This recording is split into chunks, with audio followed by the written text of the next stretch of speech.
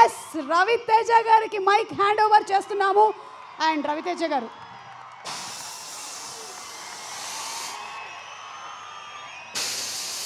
కర్నూల్ తమ్ముళ్ళు, ఇది నేనే కోరుకున్నాను. ఎందుకంటే మైక్ని ప్రాపర్గా వాడే మనుషులు చాలా తక్కువ మనుషులు. హరీష్ ఒకడు మైక్ని ఇరగతీస్తాడు, మైక్ అంతు చూస్తాడు.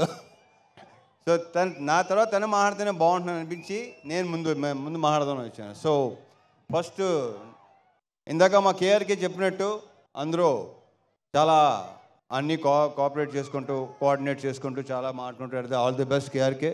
Rahul, Ramana, all the very best. చాలా కష్టపడ్డారు. మేధోల్ పేరు నాకు Prakash, Bhanu, thank you so much.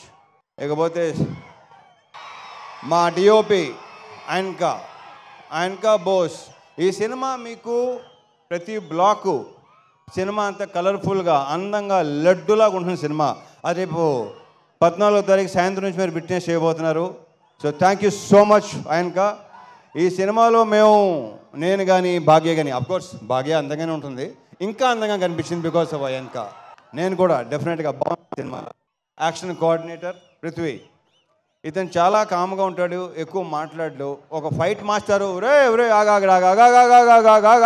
Hello hello hello hello ఓయ్ ఓ ఉత్తర అలా రాకూడదు నాన్న, ఇలాగే లాగేస్తారు. ఓకే సరే ఓకే రైట్ రైట్ ఎల్బో. ఒరే భయపెట్టకండి రా బాబు, ఇలా టప్పని వచ్చేస్తే భయపడతాం, భయం వేస్తుంది.